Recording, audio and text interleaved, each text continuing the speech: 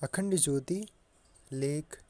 साधना का परम लक्ष्य है चित्त शुद्धि। स्वाध्याय गायत्री मंत्र से प्रारंभ। ओम भूर्भुवः स्वः तत्सवितुर्वरेण्यं भर्गो देवस्य धीमहि धियो यो नः प्रचोदयात्। एक व्यक्ति नदी किनारे एक कुटिया बनाकर रहा करता था। वह वहाँ रहकर नियमित रूप से जप तप करता था। वर्षों की साधना से उसे कुछ सिद्धियाँ भी प्राप्त हो गई और अपनी उन सिद्धियों का प्रयोग वह भांति भांति के चमत्कार दिखाने में करने लगा।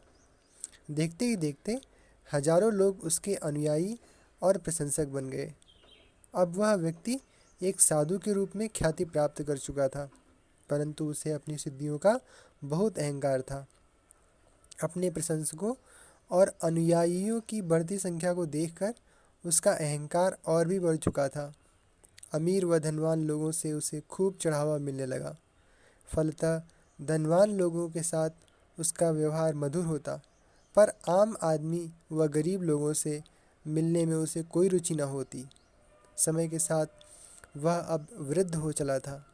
वह अपनी मृत्यु के बारे में सोचकर बहुत भयभीत हो जाया करता था।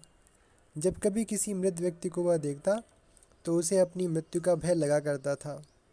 एक दिन वह अपनी मृत्यु का विचार करते करते गहरी निद्रा में चला गया और उसे एक स्वप्न आया। उसने स्वप्न में देखा कि उसकी मृत्यु हो गई है। उसकी आत्मा को यम के दूत यमलोक ले जा रहे हैं। यमलोक में पहुँचते ही उसे वहाँ बैठे हुए धर्मराज दिखाई पड़े। उसने देखा कि धर्मराज उसके कर्मों का लेखा जोखा खोलकर बैठे हैं और उसके हिसाब से उसकी सद्गति अथवा अधोगति की घोषणा करने वाले हैं। संयोगवश उसी समय एक डाकू भी मरकर यमलोक पहुंचा। धर्मराज अब दोनों की गति पर विचार कर घोषणा करने वाले थे, पर धर्मराज ने दोनों से कहा, इससे पहले कि मैं अपना निर्णय सुनाऊं, मैं तुम दोनों को अपने विषय में बोलने का अवसर देता हूँ।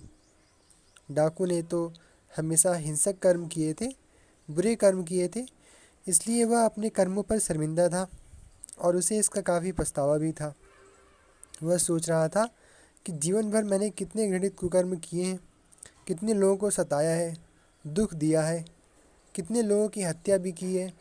यह सोचकर उसकी आंखों में आंसू भर आए।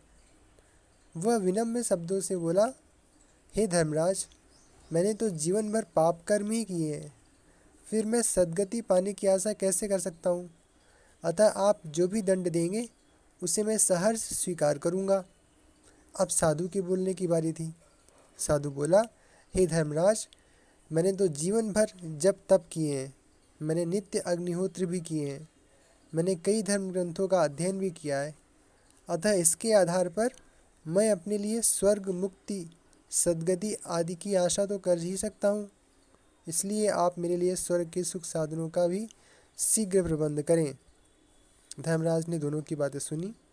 फिर पहले डाकू से कहा, तुम्हें दंड दिया जाता है कि तुम आज से इस साधु की सेवा करो। डाकू ने सिर झुकाकर धर्मराज की आज्ञा स्वीकार कर ली। पर धर्मराज की यह आज्ञा सुनकर साधु ने आपत्ति जताते हुए कहा, महाराज, इस पापी के स्पर्श से तो मैं अपवित्र हो जाऊंगा। फिर मेरी भक्ति तपस्या का क्या मोल रह जाएगा, फिर पुण्य कर्मों का क्या महत्व रह जाएगा। धर्मराज को साधु की बात पर बहुत क्षोभ हुआ। उन्होंने कहा, जिसे तुम डाकू कह रहे हो उसे कम से कम अपनी गलती का एहसास तो है, पश्चाताप तो है, पर क्या तुम्हें अपनी गलती का एहसास है? तुम जीवन भर जप तप का आडंबर करते रहे, पर क्या कभी जप तप को अपनी चित्त शुद्धि का साधन समझ पाए? तुम तो सिद्धियों और चमत्कारों को ही सर्वोपरि मानते रहे। जप तप तो चित्त शुद्धि का साधन है और चित्त शुद्ध होने पर साधक को मोक्ष, मुक्ति, इष्ट दर्शन आदि दुर्लभ सिद्धियाँ प्राप्त होती हैं। धर्मराज आगे बोले, तुम तो जीवन भर अहंकार प्रदर्शन करते रहे, धनवान लोगों को ही अपने आश्रम में आश्रय देते रहे। दरिद्र नारायण के लिए तो तुमने कभी कुछ सोचा ही नहीं। इसलिए तुम्हारी तपस्या निष्फल रही। इसलिए तो तुम वर्षों के तप के बाद भी अहंकारग्रस्त ही रहे।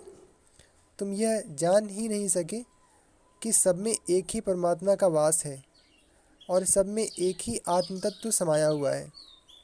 अस्तु तुम्हारी तपस्या अधूरी और निष्फल ही रही।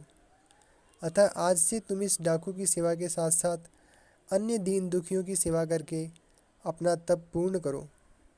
उसी तपस्या में फल है जो अहंकार रहित होकर की जाए। ऐसी तपस्या ही अंततः ईश्वर प्राप्ति, मोक्ष, मुक्ति का आधार बनती है। यमराज, धर्मराज की बात, ज्ञान की बातें सुनते ही साधु की आंखें खुल गईं। आंखों में पश्चाताप के आंसू भर आए, साथ ही स्वप्न भी टूट गया।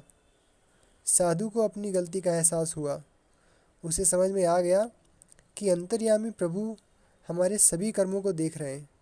उसे लगा उसे तप साधना का असली मर्म समझाने के लिए ही प्रभु ने ऐसा स्वप्न दिखाया है। प्रभु ने उसका सच्चा मार्गदर्शन किया है। उस दिन से वह सच्ची तप साधना में लीन हो गया। सचमुच चित्त शुद्धि ही समस्त साधनाओं का सार है।